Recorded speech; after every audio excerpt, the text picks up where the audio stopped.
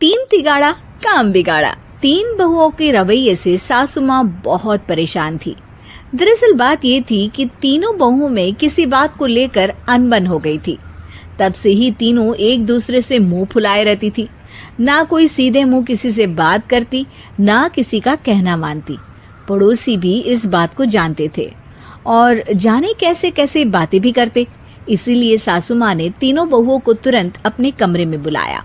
मैं कई दिनों से देख रही हूँ, तुम तीनों अलग अलग सारे काम कर रही हो।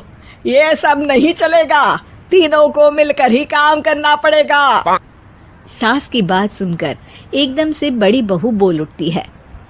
नहीं मम्मी जी, मैं इन दोनों के साथ कुछ नहीं कर सकती। मैं इस घर की बड़ी बहू हूँ, फिर भी ये मेरा कहना बिल्कुल भी नहीं मानती। अरे जेठानी जी, जानबूझकर मुझे डबल काम करवाती है आप, और छोटी मुझसे टेढ़े मुंह ही बात करती है।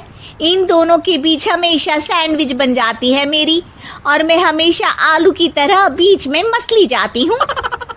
मम्मी जी, इन दोनों को लगता है कि मैं छोटी हूँ तो इनके पैरों तले दब जाऊंगी, लेकिन नहीं, मेरा भी उतना ही अधिकार है जितना इन दोनों का है।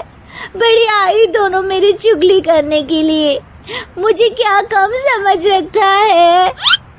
तीनों बहू एक दूसरे से बहस करने लगती है और सास दोबारा ये देखकर टेंशन में आ जाती है और सबसे कहती है, चुप हो जाओ, अब से तुम तीनों सारे काम एक साथ करोगी, आंख बंद करके एक दूसरे की बात सुनोगी।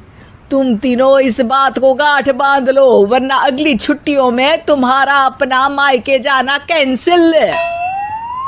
सास की बातें सुनकर डर के मारे तीनों हामी भर देती हैं। जी मम्मी जी, मैं समझ गई।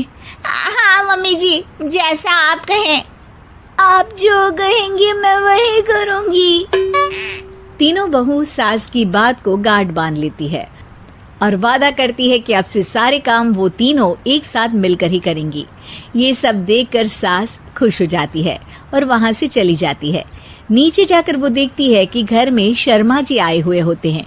सास जोर से आवाज लगाकर कहती है, अरे बहू, जरा चाय बनाकर तो लाना, शर्मा जी आए हैं। सास की बात सुनकर तीनों बहू तुरंत किचन की ओर भागती है और चाय बनाना शुरू कर देती है। मुझे तो एकदम मसाले वाली कड़क चाय पसंद है, तो हम शर्मा जी के लिए मसाले वाली चाय ही बनाएंगे। अरे नहीं दीदी, गर्मी के मौसम में मसाला चाय कौन पीता है? मैं तो शर्मा जी के लिए इलायची वाली चाय ही बनाऊंगी।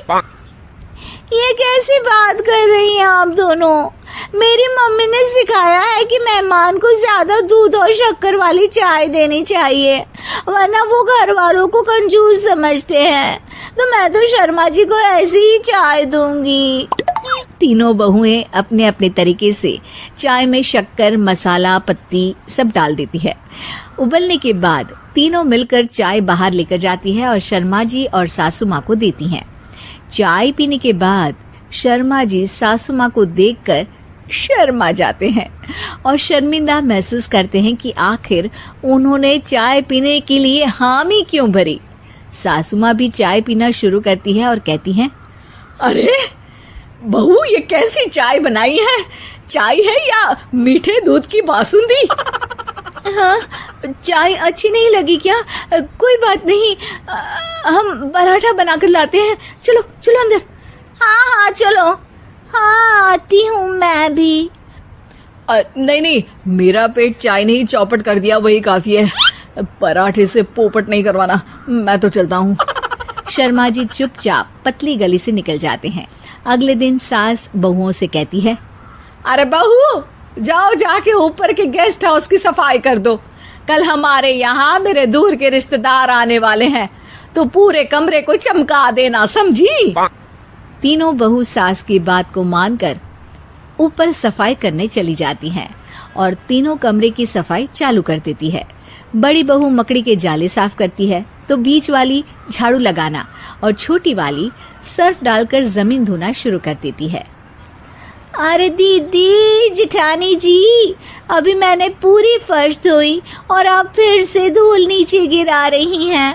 और मछली जेठानी जी, आप बिना झाड़ू की धूल यहाँ छटक रही हैं। अरे तीनों को साफ करना है, एक साथ सफाई करते हैं ना। अरे वही तो, हम साथ साथ हैं, घर साफ साफ है। तीनों बहू ऐसे ही काम में उलझ जाती है और 2 घंटे तक एक ही कमरे की सफाई करती रहती है।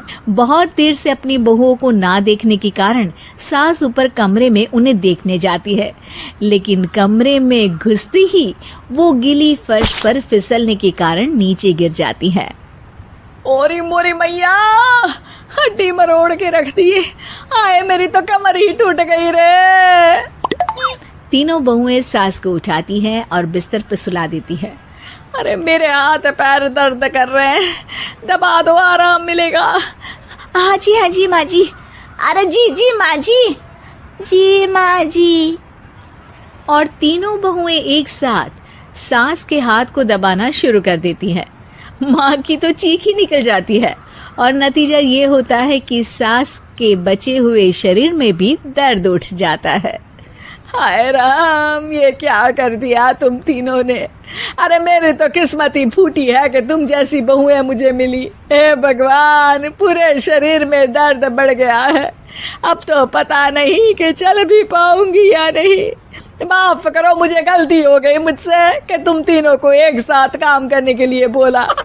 सोचा था तीनों मिलके अच्छे से काम करेगी, लेकिन बड़े बुजुर्ग सही कहते थे कि 3 तिगाड़ा काम बिगाड़ा। तुम लोगों ने ये बात ना आज साबित करके दिखा दी। तुम तीनों को तो समझाना यानी मानो भैंस के आगे बीन बजाना है। तुम्हें अकेले अकेले काम करना है ना, तो अब से तुम अकेले ही अपना अपना काम करो। तीनों बहुएं वहां से जाने लगती है। अरे कहाँ जा रही हो?